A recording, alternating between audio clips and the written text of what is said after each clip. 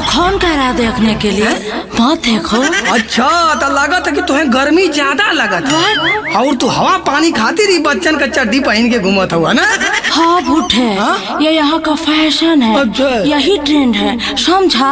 यहाँ कपड़ों की कमी नहीं है। यस। काहे मिली भाटल चाहतारू पूरा देश, घुमा तारू पेनी छोटा लइकन के डरे।